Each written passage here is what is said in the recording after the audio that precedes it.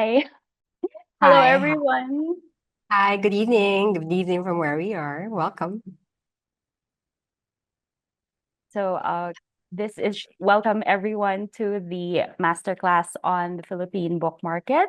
My name is Mina Esguerra. I'm here with attorney Andrea Pasion-Flores. And I think let's wait a few more seconds Mhm. for more people to come in. If you've registered and you're joining the masterclass. We're about to start. So thank you for deciding to take the time to learn about the Philippine book market. So we have some presentations and a lot of information for you So, right now. you So called yeah. me attorney. No one has to call me attorney, okay? So if you check the chat box, there's information about us that's being posted right now, and you can find out more about who we are and what we do. And there's also your questions that you can drop in the Q&A. Okay, so I think I have a few slides, so I'd like to begin. I think you're almost 50 people in the room. So good evening, everybody. So I'm going to give you a snapshot of the market. My approach to this is a little bit more socioeconomic. I'm a bit of a nerd for GDPs and stuff like that, so that if anyone wanted me to present, that's the kind of thing I'm going to present. Next slide. A little background on myself. So I'm the publisher at Flores Publishing. It's a company I bought in 2020 during the pandemic. I did a little bit of policy work when I was executive director of the National Book Development Board a long time ago. I was a literary agent for Jacaranda Literary Agency, so I was pushing Asian story. Even back then, I was a GM for a large trade publisher, and I am the current president of the Book Development Association of the Philippines, which is your largest publisher organization of about 130 or so members. Next slide. So I'm going to begin. A lot of you know this already, some quick facts. So the Philippines is in the ASEAN region association. It's part of the it's in Southeast Asia, your geographical location of the Philippines, although we are part of the political association of the Association of Southeast Asian Nations, which is a state 10 member state organization. We have 7,641 islands. So a few of like Indonesia, for example, we are an archipelago. There are 135 languages in the Philippines. The official languages are Filipino and English, while the national language is Filipino. Next slide. According to the Philippine Statistics Authority, this is the population in 2020, 109 million and 35,343. This survey is done every 5 years. So this is your current. Some organizations already put us at around 115 to 119 million, depending on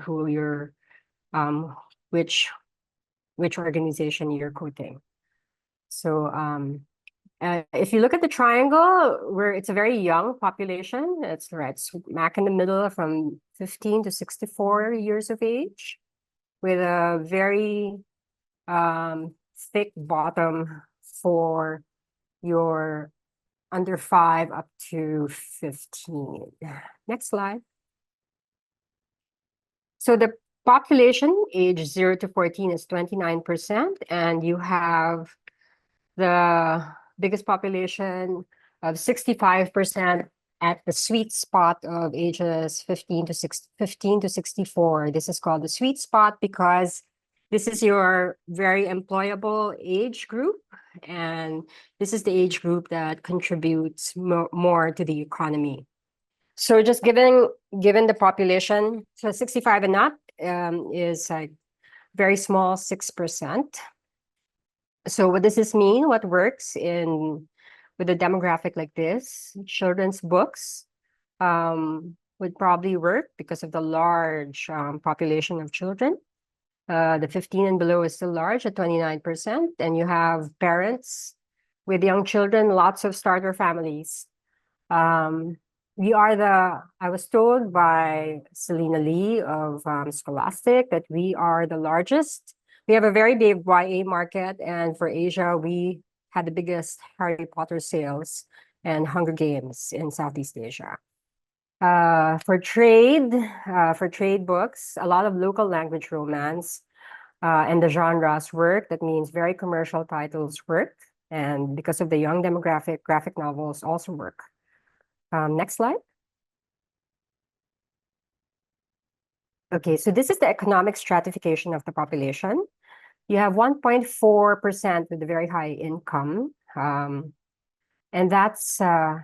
then you have 43.5% in the middle class, 38.4% in lower income group, and the poorest of the poor at 16.7%. Next slide.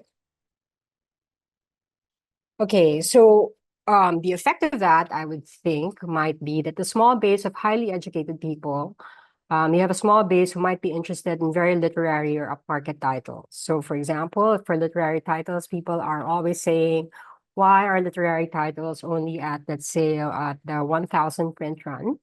And that is probably at the moment what the market can absorb. So your very high income would be very much exposed to trade books from the international big five publishing companies, which means if you are a local publisher publishing in English, you are very much competing with international publishers. And because also one of the languages of the Philippines is English, there is no need for the agency of translation. Unlike in some markets, for example, to be able to access that market with an English language book, you need your book to be translated. For the demographic that would read in English, it's not necessary because they can read the book in English. Commercial titles work very well because of the large middle class market. So romances, the genres like horror and young adult market, they're a very large market for us. And it's a very price sensitive market as seen in the readership survey of the National Book Development Board, wherein people are willing to buy a book at 200 pesos and below. That's less than $4, well, $4 US. And they even expect that it's free if it's digital. Next slide. So quick facts. The Philippines is 79.5% Roman Catholic. You have 9% Christian groups, 6% Muslim, 4% unaffiliated, and very small various other groups. So what did this mean for publishing? Catholic and Christian publications or publishing is very lucrative in this market. It's dynamic and vibrant. So even for licensed and original content, for those local publishers who do Catholic and Christian publishing, it's a very good market. One of the Catholic publishers publishes this book called The Daily Bread, which is like daily Bible reflections, and their initial print runs every year is 80,000.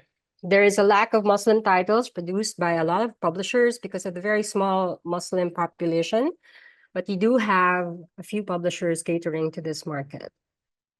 Next slide.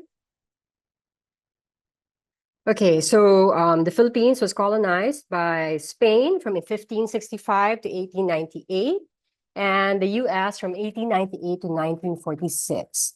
One of the lasting effects of US colonization is in template contracts between the US and the UK, the Philippines is regarded as a US territory of sorts. So if you see their contracts, you will see in provision number 1. So it's a very long provision on what rights are granted in a publishing agreement, in a usual publishing agreement. So for example, in this particular one, in the last paragraph of this particular provision, it says in the English language or in all languages, for the legal term of the copyright, any and all extensions, renewals, revivals thereof throughout the world, the territories listed on the attached schedule schedules the rest of the world, excluding the US, its territories and dependencies, and the Philippine Islands and Canada, shall be non-exclusive market for the sale of the British and US editions of the work. So, which means when these very big markets purchase rights, they include Philippine territory in their purchases, which is some kind of a challenge that people are working around with. Working around. Next slide, please.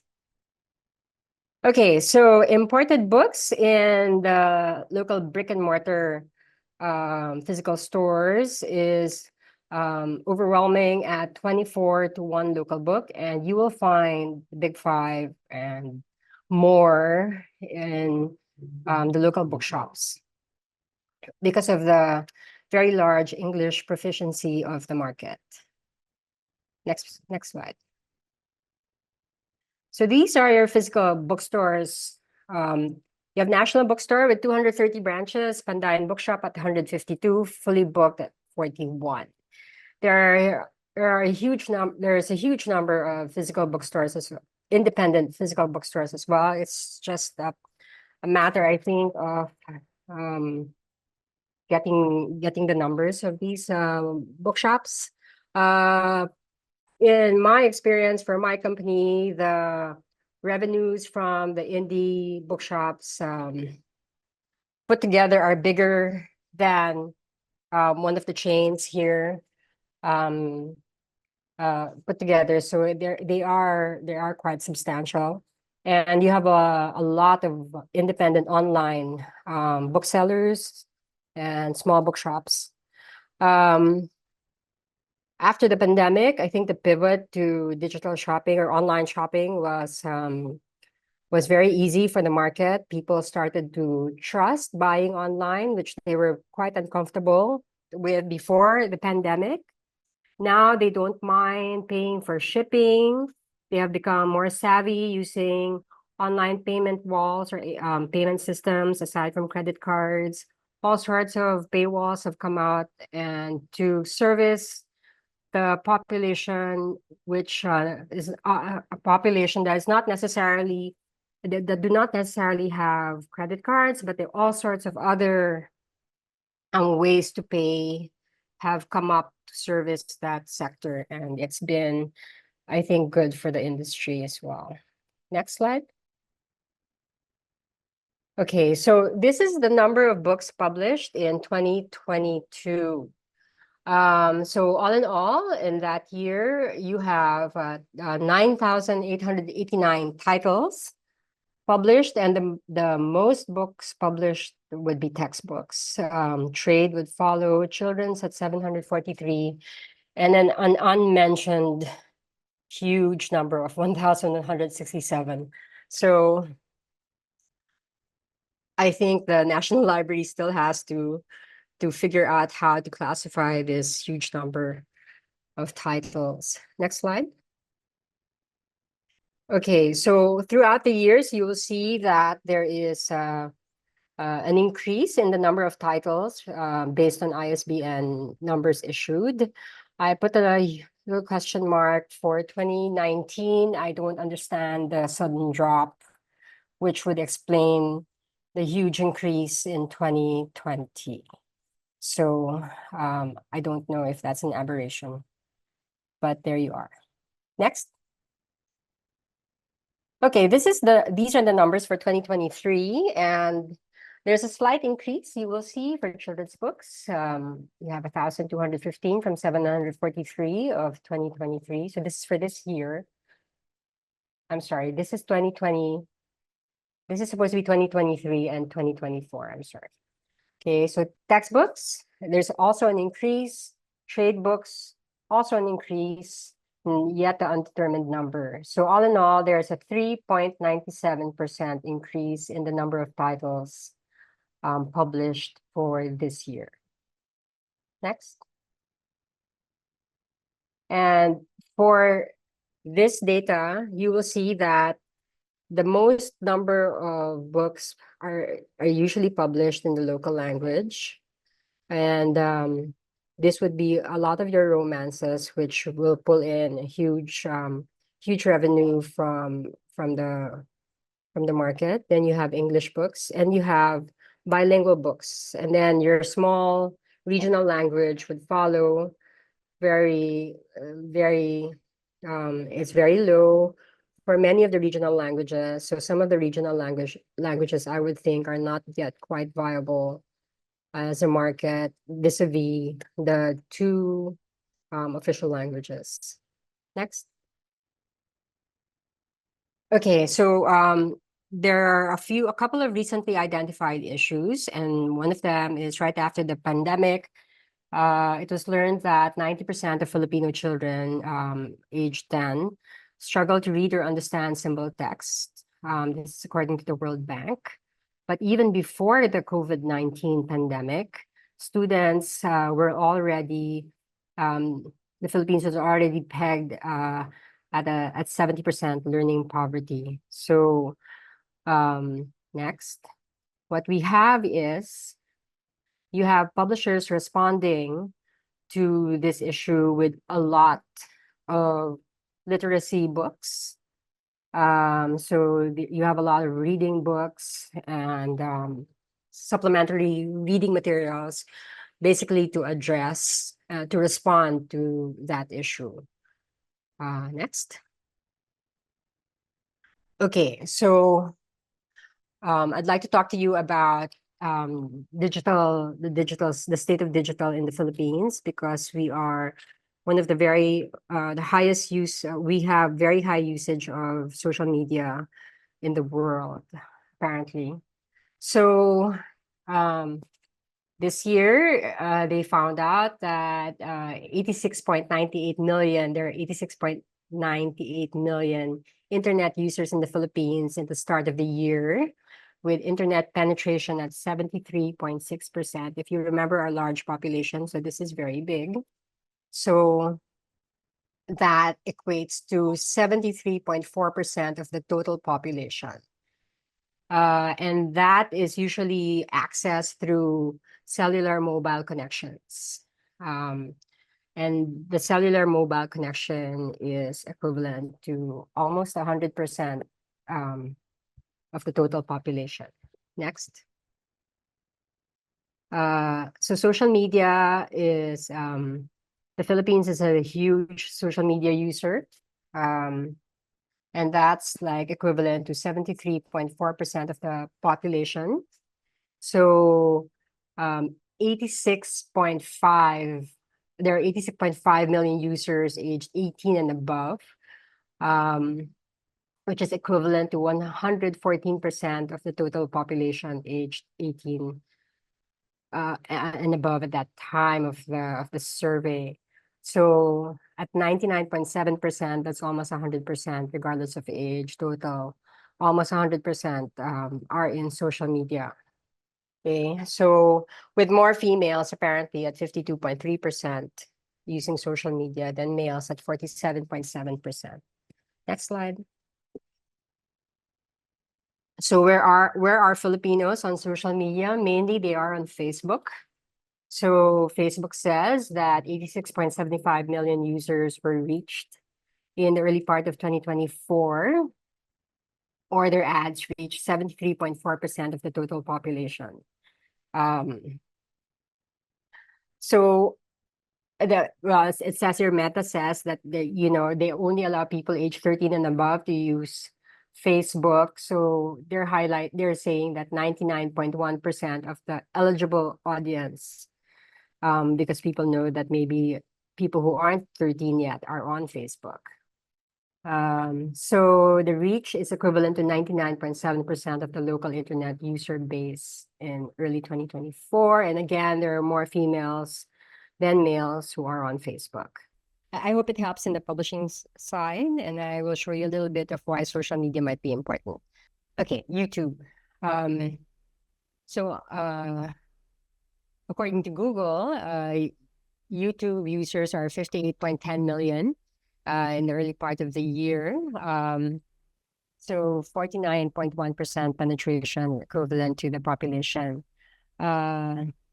They say YouTube ads reach 66.8% of the total internet users. So, and still you have more females using YouTube than males. Next slide. Okay, Instagram. I think we have to work on Instagram.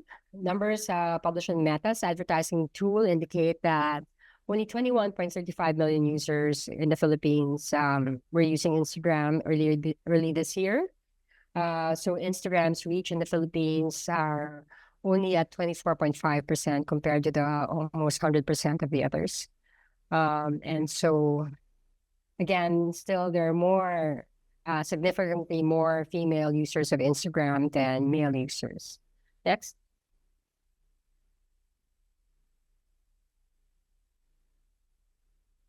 Okay, so what does this mean? In the Philippines, social media is a powerful tool to, one, bring audiences to the social media platforms of the publishers who must be in social media.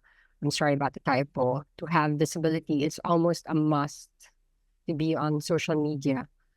For us, so social media drives sales to online shopping platforms and our websites. That means you can use social media to direct your audience to Shopee or Lazada or to your own websites for them to purchase your books.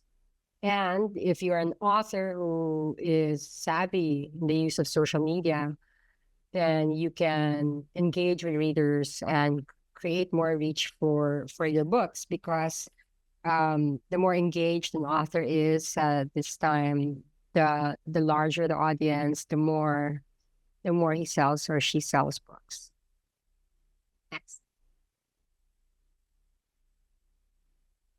Okay, so another development in the Philippines is you have the Department of Education or the Ministry of Education procuring, and they call this the SLR, or Supplementary Learning Resource. And this particular DepEd order number 24 issued last year, series of 2023, it sets the standards for procurement of the supplementary learning resources, which is everything else aside from textbooks. This means that you have now trade publishers' books, apostrophe, being bought wholesale by the Department of Education's regional offices. So this year, the budget of the department for supplementary learning resources or trade books, anything that supplements the curriculum, and that's most everything. So for this year, the budget is 1.2 billion pesos, which is around almost 21.5 million US dollars. And next year, that budget will be doubled. So if there's any time to publish trade books, especially books for children, I think now is the time. What it means for people in Frankfurt is it would be interesting, I think, if some publishers in the Philippines are not yet as prolific in coming out with their books. I think it's also time to buy aside from selling. Okay, next. Okay, so I think right now more than ever, the effort to encourage exchange between the Philippines and other countries it's rife and dynamic and really happening. So one, because of as a run up to Frankfurt being the Philippines being guest of honor next year, there is a translation grant system which is in effect, which encourages international publishers to take a look at Philippine content, because perhaps the risks might be mitigated with the translation grant. The Philippines also participated as a country of focus at the Asian Festival for children's content in Singapore. So that created a lot of visibility between Singapore and Philippine publishers. As a matter of fact, I will be signing an understanding agreement or an MOU with the Singapore Book Publishers Association to basically take a look at each other's books more. And this year we hosted the Asia Rights Festival in Manila during the Manila International Book Festival, which means we invited a little bit more international publishers from the Asian region to come to Manila and check out the books of the Philippines. And we have signed a contract with Malaysia to exchange, to participate in the Malaysian Book Fair during their rights fair, and really encourage local publishers to take a look at Malaysian content as well, and have Malaysian publishers also look at Philippine content. And I can only see more active participation around the region. Already, we are taking a look at Thailand, and other Indonesia, Thailand, Indonesia for sure, to have more participation. It's just like most of these countries are just 2 to 4 hours away. So it's not. I think it's easy to have a lot of exchange between these countries and the Philippines. Next. Okay. The Philippines is primarily a print format market, and I don't know if you guys can see that. We have one of the worst traffic in the world, and yet we are not an audio book market.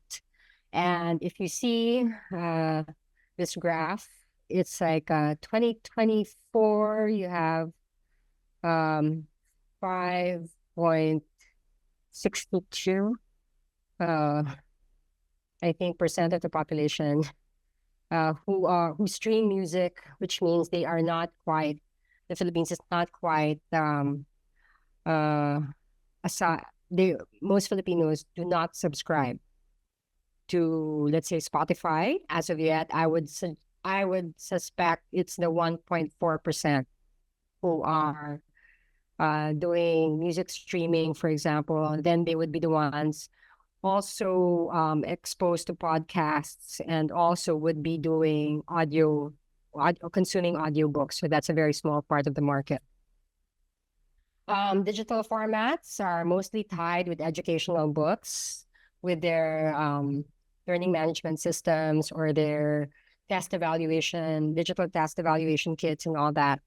But it's not quite a popular market yet. Digital sales have not yet taken off in this market. Next. Okay.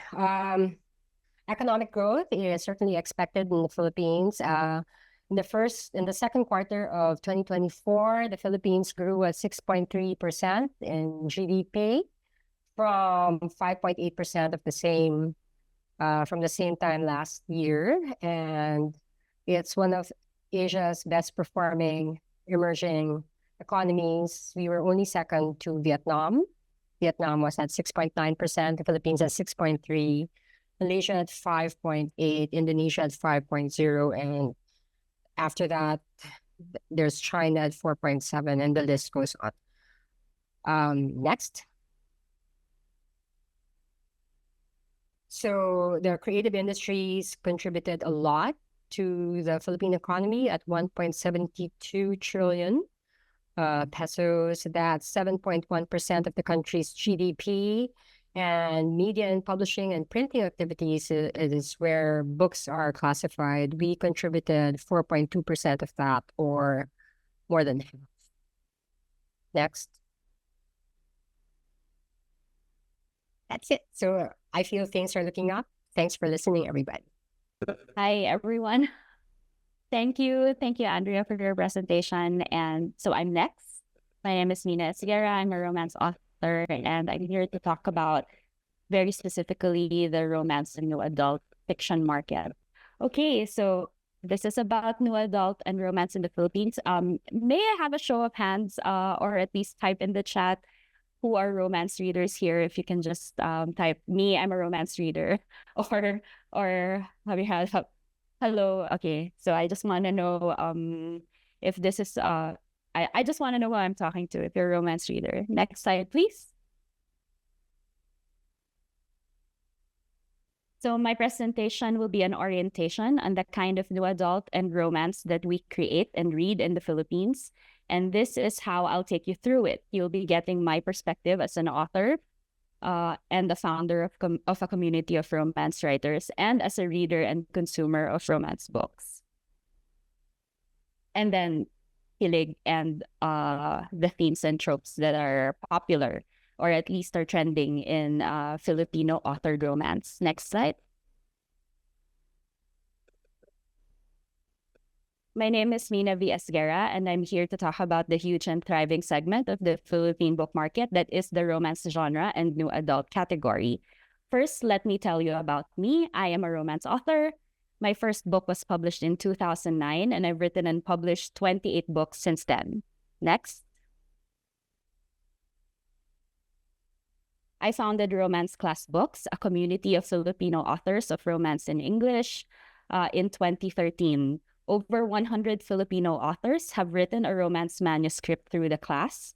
We write in English and publish on Amazon and other retailers, so our books are currently available worldwide. And we also have data to the country and sometimes city level where our books are being read. As of last count, our books are being read in at least 52 countries. I regularly give workshops and lectures on romance writing, continue to be an advocate for Filipino authors of romance, and I still read at least 50 new romance titles every year. Next. These are the romance titles that I've read so far this year. I just wanted to be able to establish when I talk about romance and the kind of market that we are part of. This is what I mean. So if you know how much a romance reader reads, this is on the low end. The segment of our readership that's active on social media would have read 50 or 100 titles by now. Next slide. And these are all of my reads so far this year that are other genres as well and other categories. I'm trying to diversify my reading to other genres. So I recently read nonfiction and memoirs, zines and comics, children's literature, poetry, and best-selling general fiction. Books by Filipino authors, I've tried to maintain it as half of my reading list. But that's me trying to be the kind of reader that I need to be. Because if I find readers like me, then we know who would support Filipino authors and Philippine books. The insights, though, that I'll be sharing might be helpful as you consider our books for your own markets. And by doing this, by being the kind of reader that I needed to be, I also learned from the community of readers who read similarly what they like and what they respond to in books published by Filipino authors. If you're not yet familiar with romance from the Philippines, the advice that I would like to share right now is to remember that. Next slide. Filipinos are enthusiastic consumers of romance media. What do we get out of it? We have a word that you may know by now. It's kilig. A kind of affective romantic excitement. It is primarily a happy feeling. If you associate reading romance with comfort, relaxation, happiness, and joy, Filipinos also read them for those reasons, but also kilig. These are the photos. Me trying to explain what it is. I tried to search Google Images, and these are the images that come up on the first page. So hopefully you understand this feeling, and that's what it is. Next slide. Filipinos read and watch romance media on every platform. Look into the analytics of any kind of romance media, be it a story on Wattpad, a popular romantic webtoon, a trending K-drama on Netflix, a boys' love series on YouTube, an audio drama in Tagalog on YouTube, and you will see that the Philippines contributes significant reads and views and comments. If you go to AO3, if you know, you know, there are so many Filipinos there. We are enthusiastic consumers of romance media from all over the world. Next.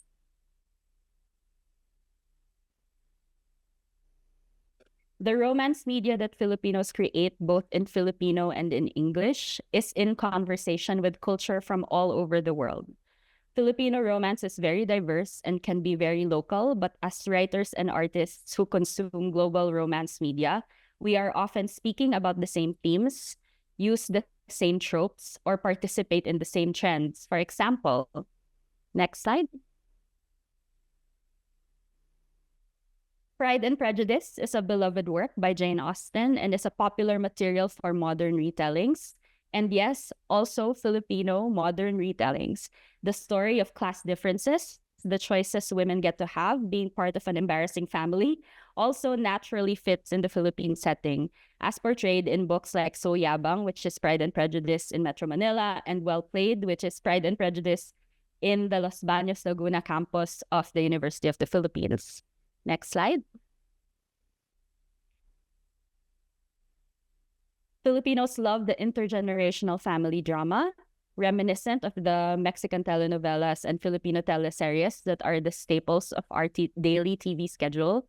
And we see it in books like Alta and the work of Wattpad sensation Jonas. Next slide.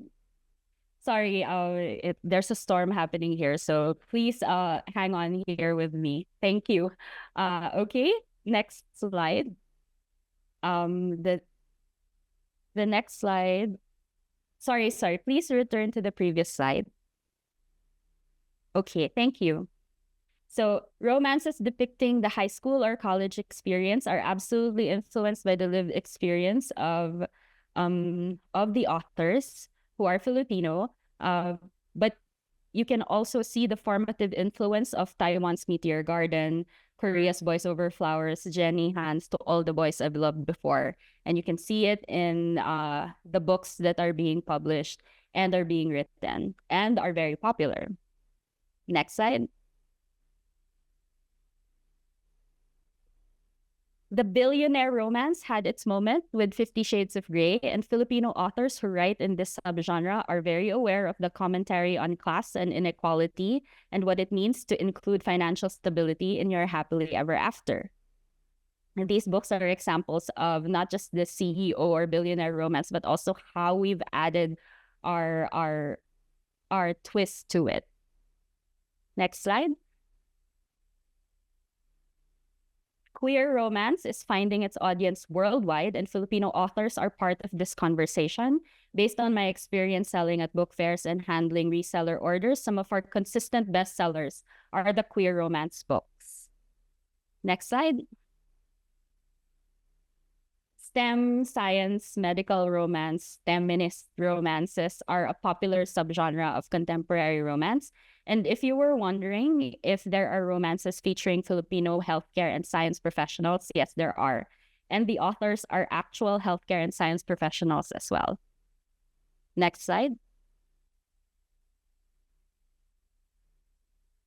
Modern romance tropes and trends, such as hockey romance, enemies to lovers romance, celebrity romance, romantasy, witch romance, are also being written by Filipino authors. Sometimes Filipino authors know they're writing into a global trend, and sometimes this really just comes from being Filipino. For example, romantasy or fantasy romance might have become a recent publishing buzzword, but Filipinos have always been writing romance with fantasy. Next slide.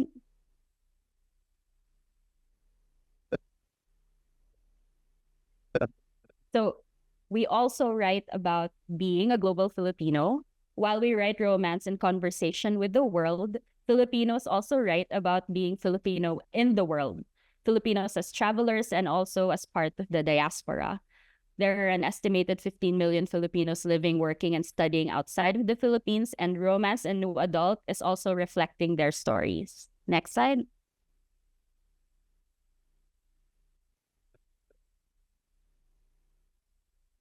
I'm aware that US romance publishing hasn't been able to decide how to address COVID and its implications on romance stories, but in case this is something you feel is missing in the landscape of the genre, Filipino authors have written about it. In our experience, the lockdown brought out very particular challenges and inequalities, and some of us needed to address that in our fiction. Next slide. Are these stories being adapted from book to screen? Yes, for the past 10 years, Philippine film and TV has been adapting romance and new adult books for Philippine film and television. What we are trying to, I guess, explore is going regional and also going global.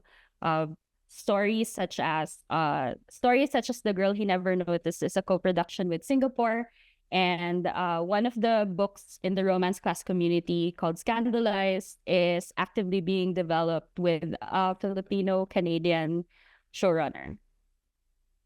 Next slide, please.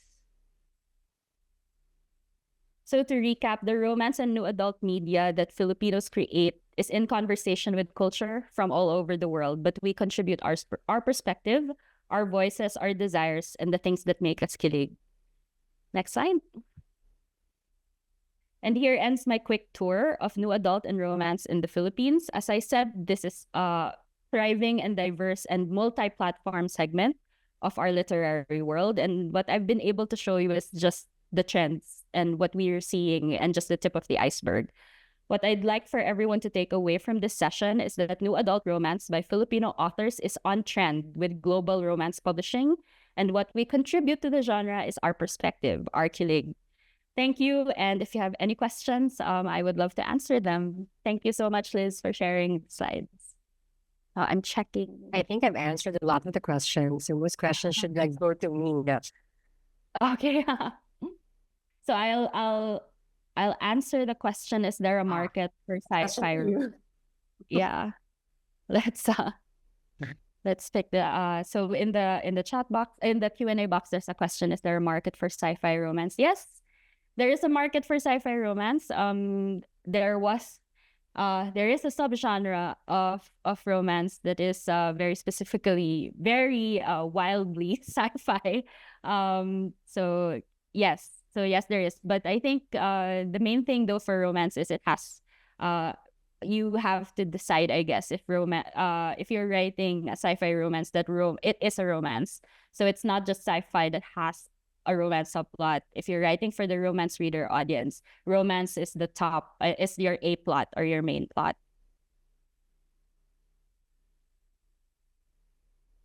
Any other questions? Okay, from Ava, how do we make Philippine published books be more accessible to Filipinos in the diaspora who want to read them? Overseas shipping can be very expensive. It is very expensive. I might suggest that you guys go to Ingram Spark, wherein you can upload your PDFs, and Ingram is able to make your books available all over the world. It's, I think, a POD service.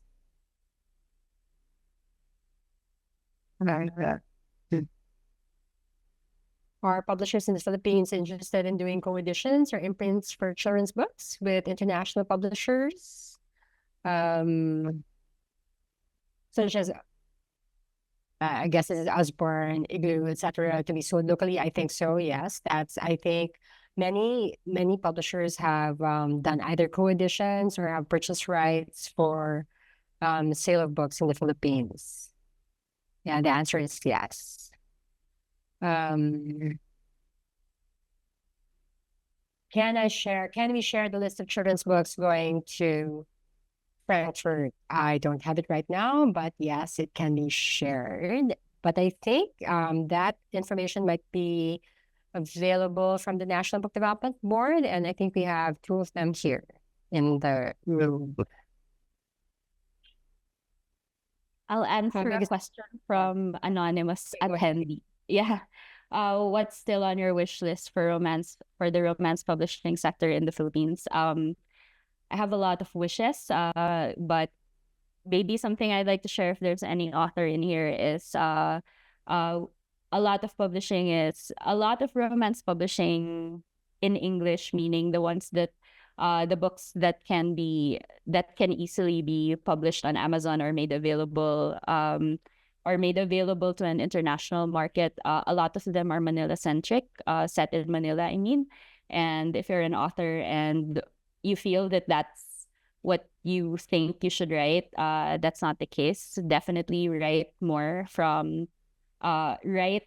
books that are set in other parts of the Philippines. Just broaden what we talk about when we cover romance as a genre in the Philippines. Yeah.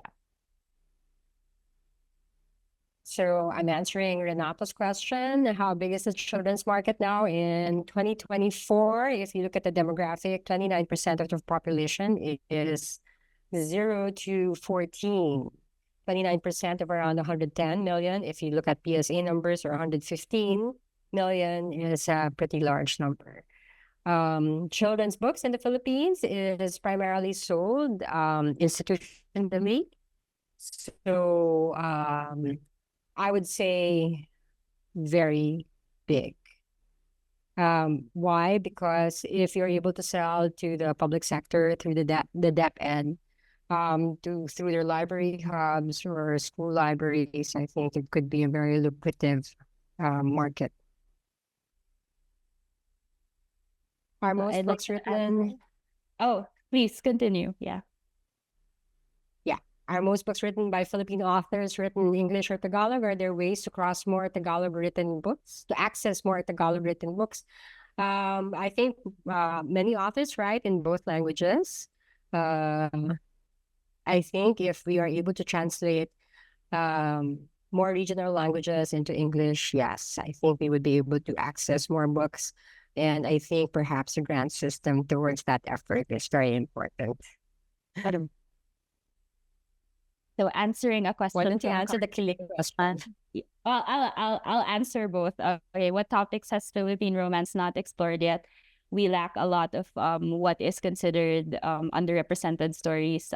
Even if we write and publish a lot of romance books, not enough queer romance, not enough characters with disabilities, not enough diversity of religions, not enough diversity of settings, not enough diversity of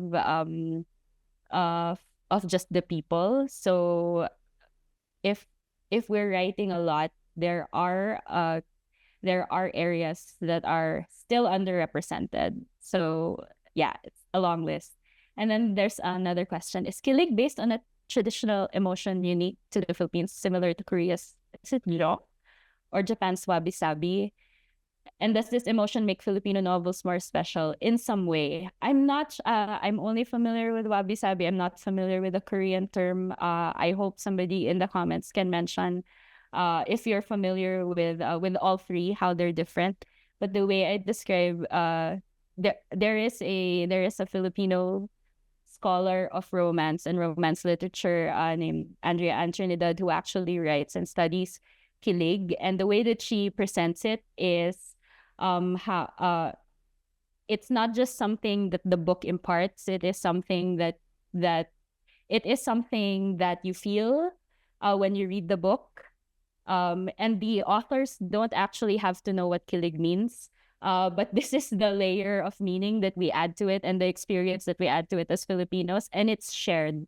So if you've ever seen videos of like Filipinos watching something together, like watching a movie, watching their favorite couple or a couple that they ship on a TV show or something, and the way that those, it's almost like you can imagine the heart eyes and how it seems like a feeling that is it's an excitement that is shared. It can be shared with people. So I don't know if that's how those terms that you talked about, those terms in your question, I don't know if it's the same response.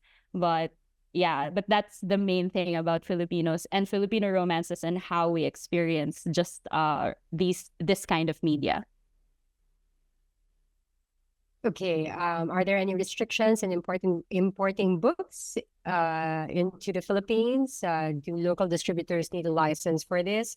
I think I'm gonna geek out on you guys. After the Florence Agreement was signed in the 50s, the Philippines has been importing the free flow of knowledge. After the Second World War was very important, so the importation of books has very little restriction. Aside from the usual. It shouldn't have advertised ads in it, no? So it's a book if it follows the UNESCO definition of a book, and also it's usually tax and duty free. So it also, on the flip side, constitutes a little bit of a threat to local printers because the importation of books is very lenient. And in that manner, I think leaning towards the free flow of information is more important. in terms of in a policy, terms of policy direction. But yeah, it's usually zero rated and tax free. So import duty and duty free and income tax and income and duty free. Okay. Can you share some of the indie bookstores that would be interested in carrying more titles by Filipinos? There's so many of them to um uh to get into at the moment, but they're all over the country. Uh, it's a little bit different when you're dealing with an indie bookshop than when you're dealing with a chain, because with a chain you're only talking to one person and you're covering branches within the chain, right? You just wait for purchase orders from each branch, which is consolidated by the main office. So it's not so difficult. But with an indie bookshop, there's a little bit more work to be done. First, identifying them, seeing if they are a viable customer for a distributor for you guys. But there's so many, even in Manila alone, and also IG sellers. There's so many of them. Maybe we will start that. I'll ask someone to make a list, but I would think that there are more than 50.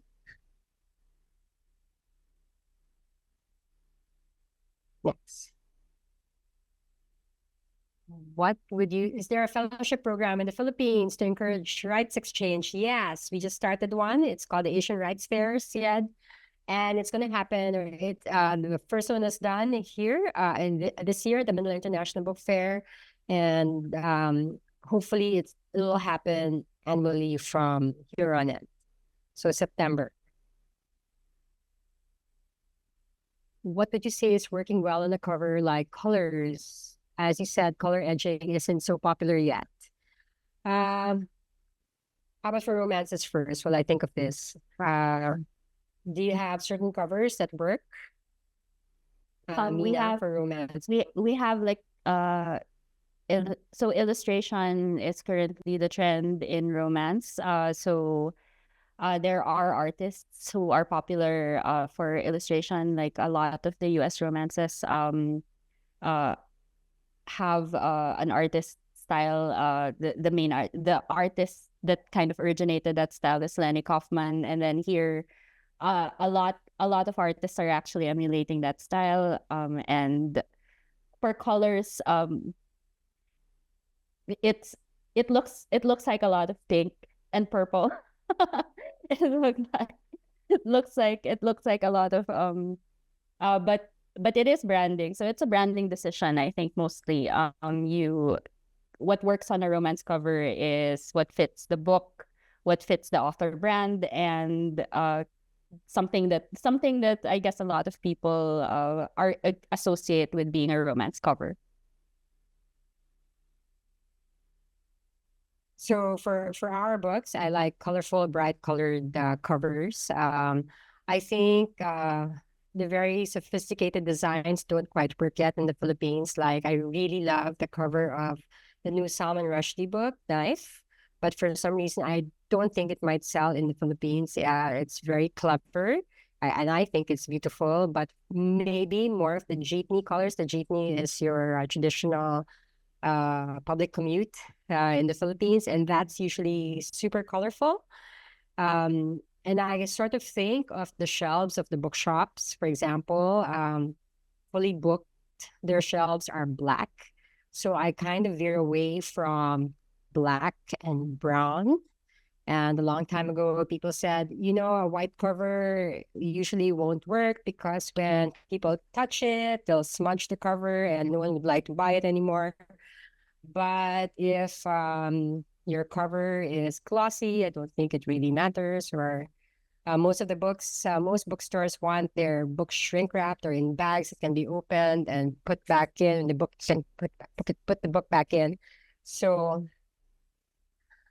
anything that stands out in the crowded bookshelf can be a winner. I'm looking at my bookshelf and I'm noticing a lot of reds and yellows. And we recently had a neon green and a sort of neonish, not quite blue. So I guess unconsciously we are doing a lot of bright colors to stand out.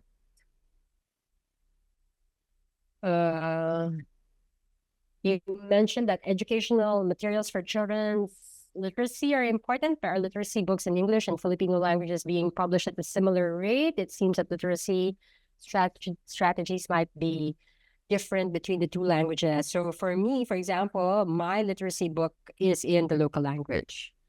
Um, because well, I would like to reach as many readers as I can, and that would be in the local language.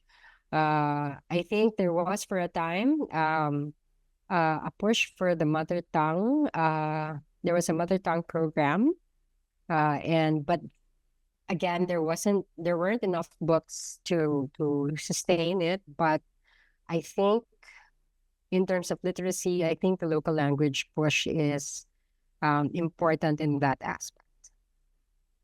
I think of the three the literacy books I put up in my slide, all of them were local language books. I'll answer the question about working with public libraries. So do you work with public libraries to make your books more available, especially those outside Metro Manila? So in the Philippines, yes, we try to, if it's the Philippines and the library system, it tends to be a donation. So yes, we work with libraries and reading centers to ask them if they would like our books. So the thing though with romance and new adult is it depends on the it depends on it depends on the public that the library serves, because they don't necessarily want romance.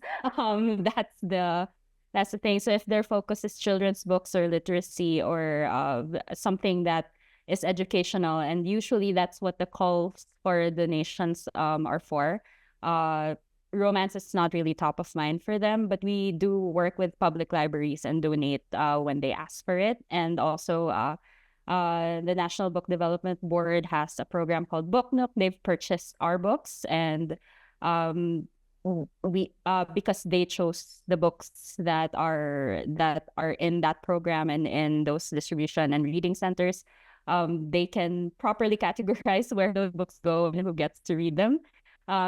Outside if considering the outside Metro Manila is actually the world of public libraries, because a lot of us self-publish and we're on Overdrive and Biblioteca, we are accessible and we're available to be purchased by public libraries.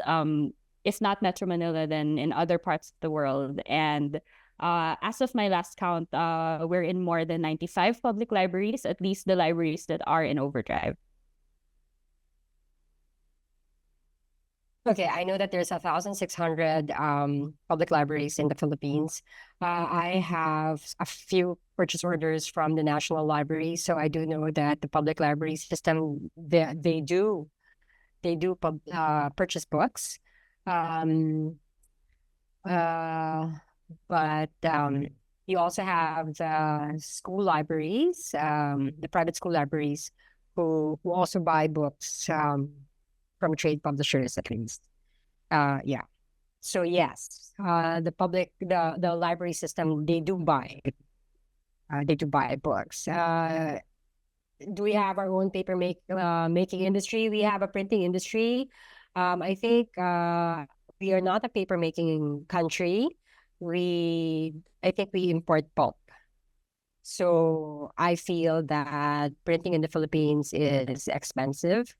I am considering a few offshore printeries, mainly Hong Kong and India. That's for my own experience. Where I interesting. Mina, trends in Philippine publishing that is not popular yet, but might come up. I think anything that social media is suddenly into, will be something that that we will be into, just because of how suddenly that kind of story is demanded of us. So right now what I mentioned, I think there's an uptick in requests for romances that are a bit darker, um that cover darker material. Hello, sorry. Yeah, Sorry, yeah. hi So there. And I was saying, sorry, just to complete my thought, yes, there's a lot that's being talked about in social media, and usually Filipinos would be picking up on that because there's probably somebody already writing something similar on Wattpad and other media. And yeah, so that's uh trends that haven't picked up yet are just like, it's just because the attention of social media hasn't been shined on it yet. oh, So for me, yeah. what I didn't expect were like medical books and healing books. So I have an author who wrote a book called Even Ducks Get Liver Cancer, and that's doing very well. I have a sort of memoir between two gay partners, and it's called Living Food, and it's how food brought them together. So it's a little bit of healing as well. Uh, So can I I think, just, yeah. yeah, so I think we need that to be the last question. We're we're over time. Andrea, do you have like something else to add though, just to close the session today? Well, I'm excited to show a lot of people um, a, a lot of Philippine books because I think, I don't know, um, we're all wide readers, and I do feel that the world is missing out by not really reading Asian books, and in particular Filipino books. So I hope people are open to reading books from the Philippines. Yeah, so yes, very excited as well to feature a lot of the books that we talked about at Frankfurt. And there are links now in the chat to RSVP to the for the Philippine reception at Frankfurt Book Fair next week. And so yeah, thank you everybody for participating. Thank you for all of your questions, and I hope you took note of our contact information so that more of your questions can be answered by us. Thank you everybody. Thanks, guys.